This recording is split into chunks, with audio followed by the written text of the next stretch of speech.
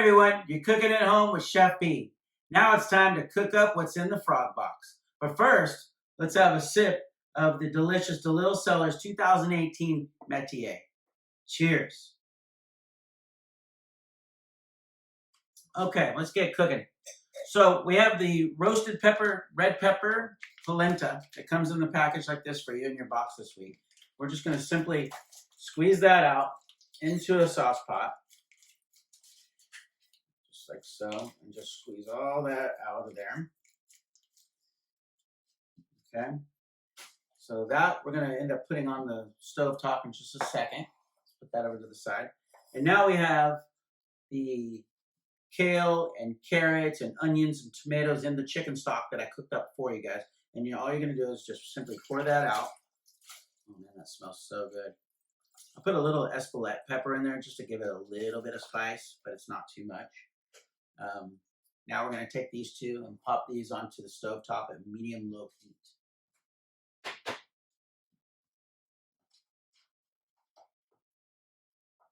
All right, those are going to reheat for about 10 minutes. And so while those are reheating, we're going to go ahead and break down the Sunrise Farms chicken. We're going to do something today. It's called spatchcocking a chicken. And basically what that is it's taking out the backbone and kind of butterflying the chicken so that it grills easy. We're going to grill this chicken up. The first thing that I like to do with the chicken when I get it out of the package, here's the other one right here. So I like to take a dry paper towel and just dry it off. Get off any of that excess moisture. And then take a nice sharp knife. And I like to take off the little wing here. Just cut those right between the joints. The reason why I like to take these off is because a lot of times these will just burn. And then I'll set them to the side and I'll toss them with a little rub seasoning. And then I'll just kind of grill those off and I'll enjoy that on my own. That's my little bonus for barbecuing in the backyard. So now we're going to flip the bird over. Okay. And then we have the backbone here. You're just going to simply take a nice sharp knife. You have to be a little forceful. Okay. You can leave the backbone on if you want. I like to take it out. It's a little extra work. Just right through there. A little thicker knife does the job. Okay, you can save that for chicken stock for later. Now we have our chicken. Just break the backbone open like that. Got our legs and everything like that. Now we are going to drizzle it with a little bit of olive oil. Just kind of rub that olive oil onto the bird. And the reason why we do that is so that our seasoning mix of cumin and fennel seed, coriander, and black peppercorns, and then we have some kosher salt in there too. This comes in the box this week. Just sprinkle that onto the bird, and it's a little bit coarse. The spices, I bloomed them in a pan, just on medium heat. And what that did was it brought out a lot of the aromatics. So you want to do about half of what I gave you because you have another chicken that you're going to do. Just kind of press down on that. And now we're going to take some of our locally made mild Italian pork sausage and the chicken, and we're going to go into the backyard and grill it up. Hey everyone, we're in the backyard grilling, my favorite place to cook. I'm going to take you through the process of how to grill the spatchcock chicken and some of these Italian sausages. Let's get cooking. We have our grill at about 550 degrees. I'd say between 500 and 600 degrees is where you want to preheat your grill. We're going to open that up. It's nice and hot. I've got a couple paper towels right here. And what I'm going to do is I'm going to clean the grill grates. After I just use the brush and clean the grill with the brush. And now I'm going to put a little olive oil on here. Not too much because you don't want that to flame up. Just kind of give it a squeeze, right? And then we're just going to simply oil those grates.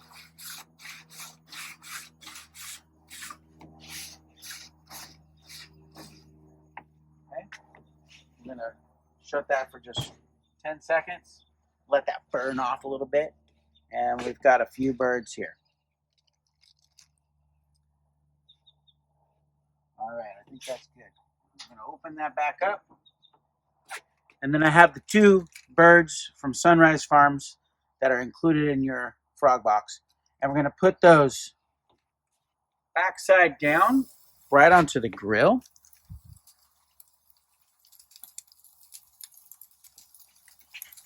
Just like that. And I also like to get my sausages going at the same time. And the reason for that is I like to make sure that my sausages are all cooked up at the same time as my chicken. The sausages are going to cook up in about 20 minutes. The chicken is going to be about 45 minutes. But once the sausages are cooked up in about 20 minutes, I'm going to turn off one of the burners and I'm going to put them over to the side. So I'm going to shut the grill. I'll let that go for just a couple minutes. We also have the chicken wings that I cut off of the chicken earlier. And as I was saying, I use this. This is like my snack. This is my reward for being out in the backyard by myself. So we're going to sprinkle some of those chicken wings onto the grill. They're seasoned up. I'm going to let them go, and then I'm going to put them right up top here. It's been exactly 10 minutes since we put the birds on. Let's see what's going on. I have been out here the whole time kind of peeking at them just to make sure that nothing's flaring up. Because sometimes it is a little harder to control your grill, especially with something that has a little bit of fat on it. Okay, our sausages have been on for 10 minutes. We're going to turn those, and those are perfect. Look at those. All right, now we are going to flip the chicken, do a little sear on the other side, the skin side, and that's just going to be for a few minutes. Okay. One of the chickens, I took the whole backbone out like I showed you in the video. One of them, I left the backbone in if you don't feel comfortable. I've seared off my little chicken Scooby snacks here. Now I'm just going to put those right up here in the corner. And those are going to just slowly cook up here. And then I'm going to turn this side burner off right here where those chickens' wings are underneath. Now we're going to close the lid for about 3 or 4 more minutes and get a nice golden brown on that chicken side. Then we're going to open up. We're going to look at it. But we're going to hang out right here for a little bit just in case anything flares up. We're right here. Sometimes it is good to have like a little bit of a cup of water that you can sprinkle to put the flames out if you need to. Also, a lot of times when people are using tongs on chickens and things like that, you get a little bit of you don't want to get anybody sick. So if you're using the tongs with raw chicken and you want to burn that off, a lot of times I'll just stick them right here and then just kind of close the lid, and that's going to burn off any of that bacteria. The only thing is when you open that back up to grab the tongs, just be careful, kind of hold them or they'll fall. You don't want to burn your foot or anything. And the tongs sometimes will get nice and hot on the ends too. So just be careful. I'm just burning off a little bit of that bacteria from the chicken. Okay, it's been about 4 minutes and I sense that they're flaring up a little bit. So we're going to open it up, make sure that we're not burning our chickens, and we're going to flip them over. So we got a little bit of flame on that side, but look how beautiful that is. Look at that. We got some nice golden brown marks. Okay, so it's been about, these chickens have been on the grill for about 15 minutes now. And so what I'm going to do is, the burners that the chickens are directly over, I'm going to turn those off so that I don't risk burning the chickens when I close the lid for another 25 minutes. The sausages, I'm going to go ahead and put those over to the side as well. These have been cooking exactly 15 to 20 minutes they've been on there. We're just going to take those sausages. The burner is turned off. We're just going to let those relax right there. Cook a little bit more. Keep an eye on them. And now we're going to close our lid and check our chickens. About every 5 minutes, we'll check the chicken just to make sure that everything's going all right. but don't leave the lid open for too long because that's your heat is escaping. Close the lid, hang out in the backyard, be close to it. Don't go do housework while you got the chickens on. And we're going to check them in just a little bit and make sure that they're perfect for us. Okay, it's time to ensure our chickens are completely cooked through. We are looking for an internal temperature for a cooked chicken of 165 degrees. I like to pull mine at about 160 degrees because they're still cooking, and I'm looking for that carryover heat. That's how you ensure a nice moist chicken. The sausages have already been pulled.